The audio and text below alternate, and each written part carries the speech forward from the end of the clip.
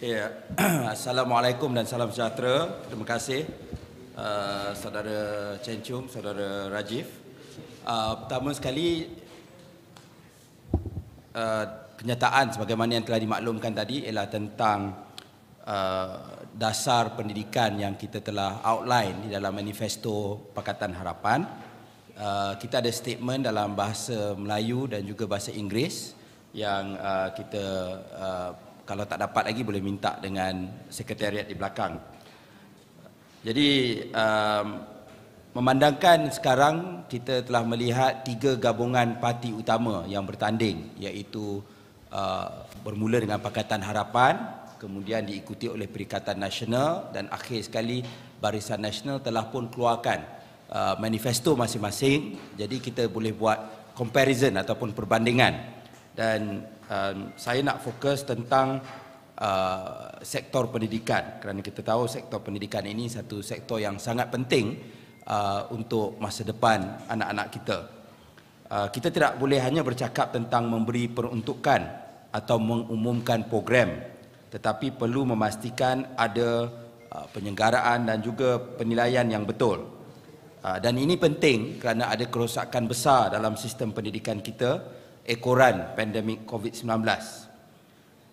Kita bukan sahaja perlu bersaing dengan negara-negara jiran, perkara ini sering disebut, tetapi kita juga harus mengelakkan lahirnya generasi tercicir ataupun the lost generation yang kita ulang-ulangi di dalam tawaran Pakatan Harapan. Dari sinilah bagi saya manifesto Pakatan Harapan lebih baik berbanding dengan Barisan Nasional ataupun Perikatan Nasional. Ia lebih terperinci dan juga lebih mampan, more detailed and more sustainable. BN dan PN tidak menunjukkan tekad untuk menyelesaikan masalah-masalah PTPTN misalnya, sehingga menimbulkan keraguan terhadap mereka melibatkan PTPTN dan juga apa yang mereka katakan pendidikan percuma bagi golongan B40.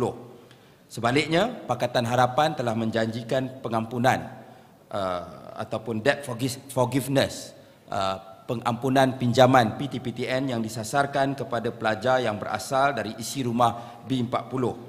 Jadual pembayaran balik PTPTN juga akan diselaraskan mengikut pendapatan graduan baru bermula dari 4,000 dengan peratusan meningkat berdasarkan gaji.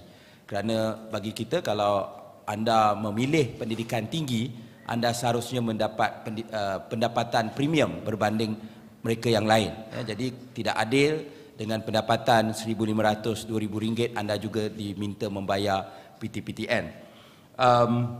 Pada masa yang sama, kita juga tahu langkah ke depan ialah dengan memberikan lebih banyak beasiswa-beasiswa untuk golongan B40. Sekarang pengurangan beasiswa-beasiswa ini menyebabkan ramai terpaksa bergantung kepada PTPTN. Kami juga komited untuk membasmi kemiskinan internet ataupun internet poverty dengan meluaskan internet berkelajuan tinggi ke seluruh Malaysia. Ada komitmen ini di dalam manifesto Barisan Nasional dan juga Perikatan Nasional, tetapi kalau lihat secara keseluruhan apa yang Pakatan Harapan sebut ialah tentang liputan sejagat ataupun universal coverage dan kualiti perkhidmatan. Barisan Nasional juga ada menyebut tentang pengajaran subjek bahasa komunikasi asas Mandarin, Tamil, Iban, Kadazan Dusun dan semua bahasa etnik di semua sekolah. Ini satu perkara yang positif, tetapi dia kena ada infrastruktur yang menyokong tekad tersebut. Sebab itu dalam bagi Pakatan Harapan kami menjanjikan IPG dengan pengajar dan juga subjek bahasa-bahasa etnik ini disediakan dengan lebih baik. Kita juga akan berusaha untuk memansuhkan Akta Universiti dan College Universiti. Kita dah ada undi 18 yang memberikan hak mengundi kepada semua warga Malaysia secara automatik berusia 18 tahun ke atas.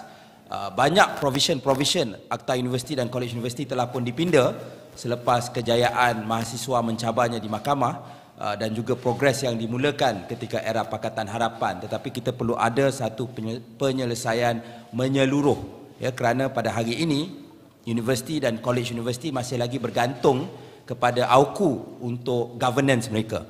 Dan AUKU ini governance dia berakar pada era Perang Dingin dan juga dengan motif untuk mengekang aktivisme mahasiswa. Jadi kita fikir kita perlu masukkan AUKU untuk benar-benar memulihkan autonomi universiti dan college universiti.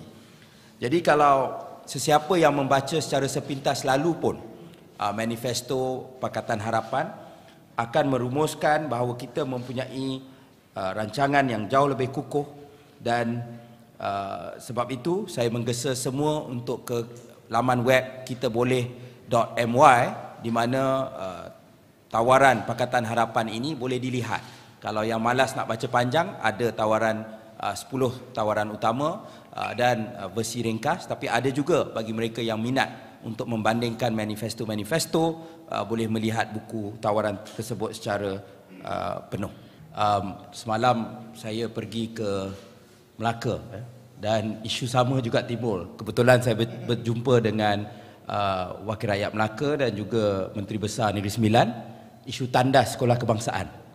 Anak saya pun pergi sekolah kebangsaan, isu yang sama. Kawasan saya, Parlimen pun, sekolah terpaksa meminta kepada Wakil Rakyat untuk membaiki tandas-tandas sekolah. Ya, jadi sebab itu isu masalah infrastruktur sekolah ini adalah isu yang real, yang berada di seluruh negara. Kita tahu mungkin masalah di Sabah, Sarawak, Kelantan, Pahang tu lebih serius, tetapi di bandar, di KL pun masalah infrastruktur sekolah kebangsaan ini sangat serius. Sebab itu dalam tawaran Pakatan Harapan kita ada sebut untuk membaiki infrastruktur sekolah seluruh negara termasuk menggunakan IBS. Saya difahamkan kerajaan ada buat trial di Putrajaya.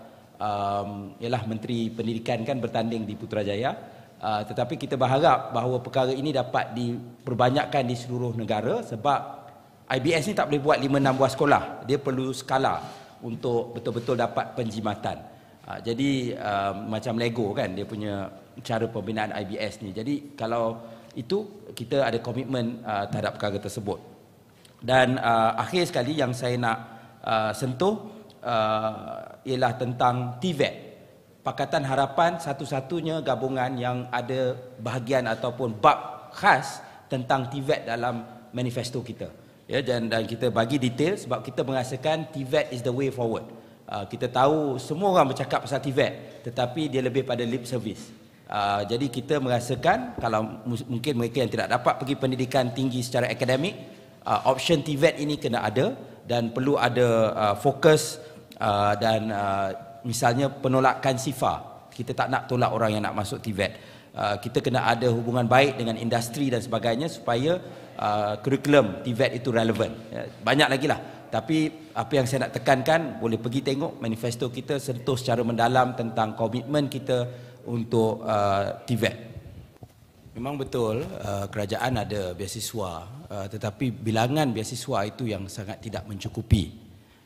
Jadi sebab itu ramai golongan B40 terpaksa bergantung kepada PTPTN. Bila mereka bergantung kepada PTPTN, pertama ialah kita tahu ya, PTPTN ada beberapa insentif. Pertama, sekiranya kita dapat ijazah kelas pertama, kita tidak perlu bayar balik, dia akan jadi beasiswa. Tetapi kajian demi kajian menyaksikan bahawa biasanya orang yang dapat kelas pertama ni golongan B40 susah. Ya, mereka mungkin tidak ada laptop, suasana pembelajaran mereka berbeza, keluarga mereka tidak bercakap bahasa Inggeris di rumah, yang semua itu akan ada kesan kepada pembelajaran akademik. Jadi sebab itu dasar ini okey dari sudut merit baik, dari sudut progresif, dari sudut membantu golongan yang susah ia tidak positif sebab dia lebih memudahkan orang yang mungkin M40 dan T20. Satu lagi ialah bila bercakap orang B40 juga menghadapi kesukaran untuk mendapat pekerjaan dengan gaji yang lebih baik. Sama juga, faktor sama kenapa mereka susah sikit untuk dapat ijazah kelas pertama, itu juga menjadi kesukaran untuk mereka mendapat kerja-kerja yang dengan gaji yang lumayan dan sebagainya. Jadi bila nak bayar itu juga satu kekangan. Dan ketiga, dasar yang sedia ada ni dia sebut apa? Dia kata kalau bayar lump sum maka akan dapat diskaun.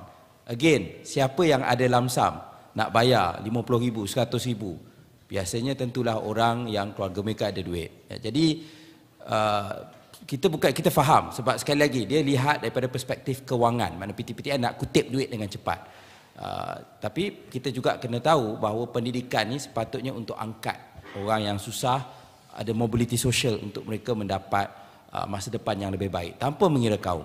Dan itu merupakan dasar bagaimana negara kita tahun daripada awal merdeka, lepas dasar ekonomi baru sampailah 80-an 90-an kita dapat lahir kelas menengah kerana kita ada beasiswa yang banyak, kita buat banyak universiti dan sebagainya. Tetapi hari ini perkara-perkara tersebut tidak lagi berlaku. Bukan tak ada beasiswa, ada, tetapi terhad. Kedua, bilangan universiti juga tak berkembang macam dahulu. Yang banyak apa? IPTS. IPTS yuran dia lebih mahal dan kadang-kadang, bukan semua, tapi ada beberapa IPTS kualiti dia juga tidak seberapa. Jadi nak dapat pekerjaan pun bermasalah. Jadi sebab itu bagi kita beasiswa ini komponen penting untuk membolehkan pendidikan terus menyediakan mobility sosial kepada semua. Macam kalau dulu kita tengok ayah dia nelayan, dia masuk universiti, dia boleh jadi pegawai tinggi kerajaan atau tokoh korporat. Tetapi untuk golongan yang akan datang ni perkara ni semakin sedikit berlaku.